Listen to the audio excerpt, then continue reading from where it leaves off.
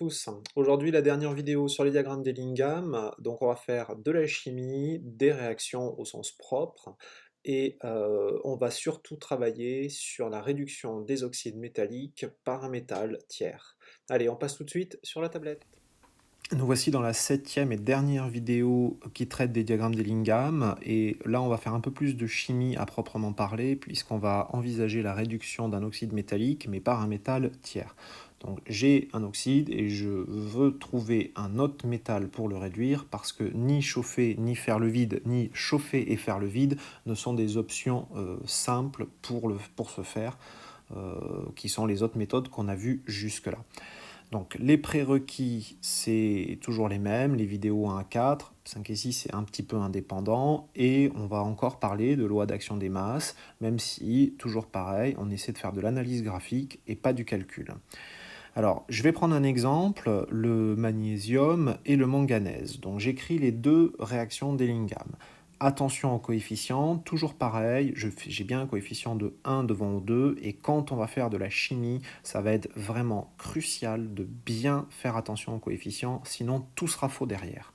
Donc, j'écris mes deux réactions d'Ellingham, et je fais le bilan de ces deux réactions. Alors évidemment, vous voyez que vous avez un métal et un oxyde à chaque fois, donc il y a deux possibilités. Soit vous allez avoir, je vais l'écrire comme ceci, donc le manganèse qui réagit avec l'oxyde de magnésium, qui va donner, ça c'est la possibilité numéro 1, donc l'oxyde de manganèse et le magnésium solide.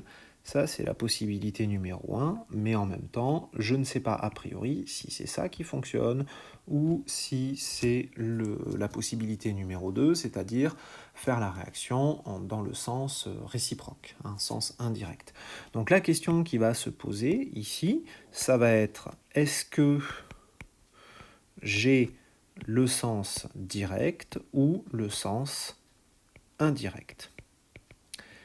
Alors, ça c'est quelque chose, a priori, quand je fais de la thermodynamique, je vais calculer l'enthalpie libre standard de la réaction et je vais répondre à cette question de cette façon-là. Donc comment je calcule delta Rg0 ? Tout simplement, delta Rg0 c'est, comme j'ai fait ici, si vous regardez le bilan, j'ai fait l'étape 1 moins l'étape 2. Donc ça va me donner delta Rg01 moins delta Rg02. Et ça, soit c'est négatif, et auquel cas je vais dans le sens direct, soit c'est positif, et auquel cas je vais dans le sens indirect. Donc ça me permet de répondre à ma question.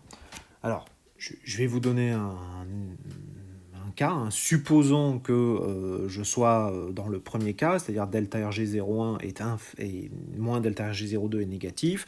Ça veut dire que delta Rg01 serait inférieur à delta Rg02. Donc si delta Rg01 est inférieur à delta Rg02, dans ce cas-là, je vais dans le sens direct. Alors ça veut dire quoi ? Ça veut dire que la droite du couple 1 est en dessous de la droite du couple 2, si c'est inférieur. Donc ça veut dire, le sens direct, c'est le sens où le métal 1 réagit sur l'oxyde 2. Donc ça veut dire que l'oxyde du couple 2 est réduit par le métal du couple 1. L'oxyde de la droite du dessus est réduit par le métal de la droite du dessous.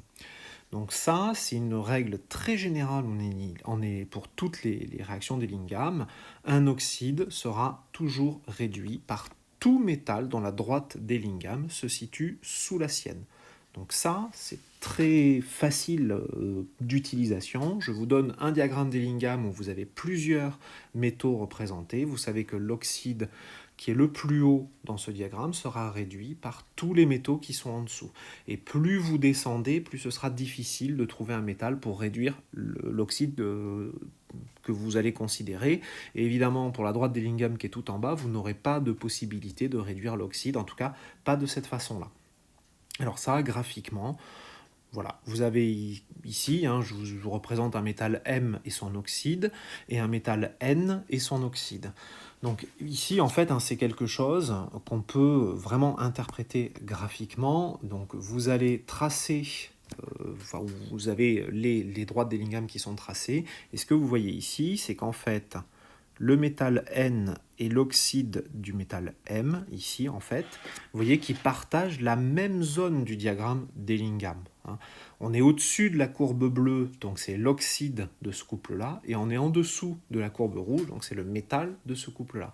Donc vous voyez ici que le métal N et l'oxyde MXOY coexistent, puisqu'ils ont une zone du diagramme d'Ellingham dans laquelle les deux existent. Par contre, vous voyez que l'oxyde du couple rouge, en fait, il est au-dessus de la droite rouge, et le métal du couple bleu est en dessous de la droite bleue. Et bien, vous voyez que ces deux-là, dans la gamme de température considérée, ces deux-là, ben, en fait, ils n'ont pas de région du diagramme d'Ellingham en commun. Donc, en fait, ils ne peuvent pas coexister.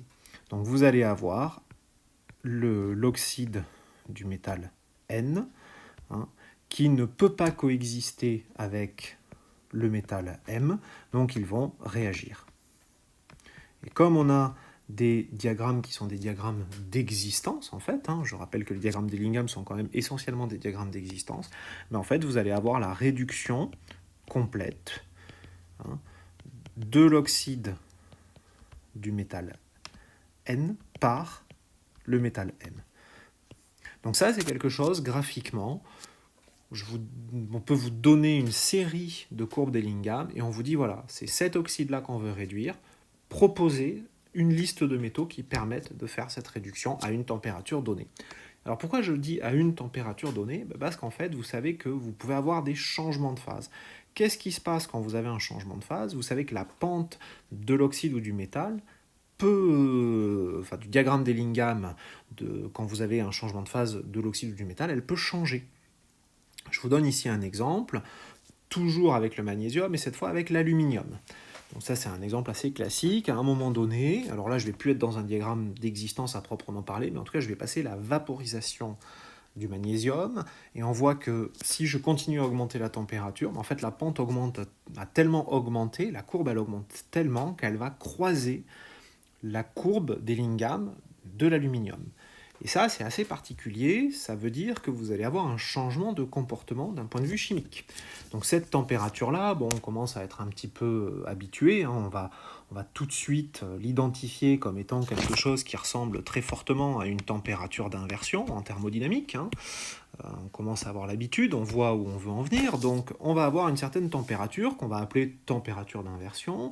Et cette température, comment on peut l'interpréter graphiquement? Et bien tout simplement, si T, la température, est inférieure, je vais commencer par ça, elle est inférieure à la température d'inversion. Donc je me situe en dessous. En fait, on voit que la courbe bleue, celle de l'aluminium, est au-dessus de la courbe verte. Donc ici, c'est le métal magnésium qui va permettre de réduire l'oxyde d'aluminium. Et j'obtiens l'aluminium métallique et l'oxyde de magnésium. Par contre, à contrario, si maintenant je me place à une température strictement supérieure à cette température d'inversion, ça va être l'inverse. En fait, on voit que la courbe verte, celle du magnésium, elle passe au-dessus. Donc cette fois-ci, ce sera l'oxyde de magnésium qui sera réduit par l'aluminium, et plus l'inverse, d'accord? Donc vous voyez que la température peut avoir un impact quand vous allez considérer ce type de réaction chimique. Vous pouvez avoir à votre disposition un certain nombre de constituants, et à basse température, ce n'est pas la réaction qui vous intéresse, mais si vous chauffez un peu, ça va devenir une réaction qui va être utile pour vous. Donc voilà, cette vidéo, elle conclut ce qu'on pouvait dire sur les diagrammes d'Ellingham. Cette vidéo conclut le cycle sur les diagrammes d'Ellingham, donc surtout si vous avez des questions, vous n'hésitez pas à me les poser, et à bientôt pour de nouvelles aventures. À très bientôt!